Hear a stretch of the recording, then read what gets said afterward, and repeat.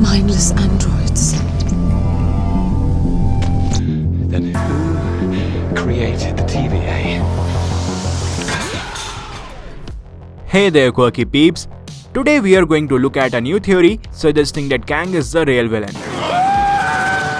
Well, you have probably heard this from us and pretty much everyone on the internet already. We have been saying it from the beginning that the timekeepers presented by the TVA were not real, and it was Kang who was running things. Well, that has more or less been proven right. Kang hasn't been revealed yet, but we have got several clues for the fact that he is the big bad villain here. I mean, he is the master of time, and there's really no one else capable of creating the TVA outside of time and space, and then ruling the sacred timeline as he sees fit. He may not appear in Loki Season 1, but I have a strong feeling that we will at least be hearing his name. Marvel Studios cannot pull another Mephisto on us, because Jonathan Majors has already been confirmed to play Kang in Ant-Man and the Wasp: Quantumania. As we suspected in our previous theory, Ravonna Renslayer has turned out to be one of the villains. She has supposedly been working for Kang, even though she was one of the Minutemen in the beginning. Loki's 4th episode made it clear that she knew the truth about all the TVA agents when she became a judge. And she even knew about the fact that the timekeepers were nothing but mindless androids being controlled by someone else. She is the lover of Kang in the comics. And the 2nd episode revealed that she also had another analyst working for her. So maybe this quote-unquote analyst was Kang, and she came across him during her time at the TVA. In all his years of running the TVA, Kang finally fell for someone. He formed a relationship with Ravonna and showed the true side of the TVA to her. He shared his ultimate goal to preserve everything he has conquered, and she actually gave in to his vision. So while Kang conquered other timelines in the multiverse, Judge Renslayer ran the TVA for him and protected his sacred timeline. To keep people in line, Kang had these dummies androids posing as the timekeepers. And as I have been saying, the whole exposition dumped upon us by Miss Minutes was just a propaganda tool. Watch it, where's your manners? It was written by the Time Variance Authority Narrative Commission. But really, all this has been approved by Kang.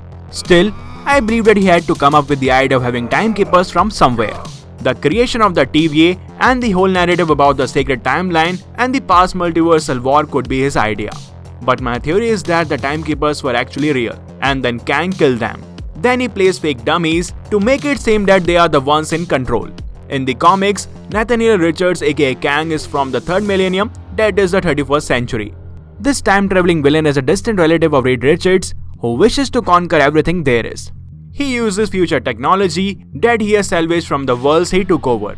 Since there wasn't a lot left to conquer in the future, he traveled back in time to conquer the past. He came across a time-traveling tech that Dr. Doom invented, and then he traveled back to ancient Egypt. Here, he became Emperor Ramatut. He was even responsible for the evolution of Marvel's first mutant and Saba-Noor aka Apocalypse. And as the time passed, several versions of Kang emerged. One of them was a Scarlet Centurion. Another was a young Nathaniel Richards who became Iron Lad.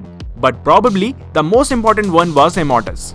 When Kang kept conquering timelines for a long time, he was approached by the timekeepers. Yes, they are real aliens from the future in the comics, and they were created by He Who Remains. Looking at Kang's prowess in time, they offered him a deal to preserve the timelines in exchange for immortality. Kang accepted their deal and became Immortus. Now I believe that something like this could have happened in the MCU as well. Kang originated from the 3rd millennium. He came across time-traveling tech that Tony Stark created in Avengers Endgame, and he started to travel back in time, creating several branches by taking different forms such as Ramatut and others. All of his different forms could have become variants ruling over their own branches. But then, Kang was approached by the timekeepers to make a deal.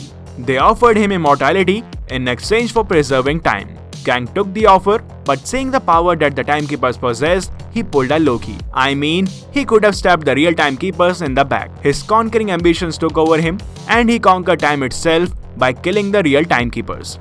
Then, he probably united his variants and formed the Council of Kangs.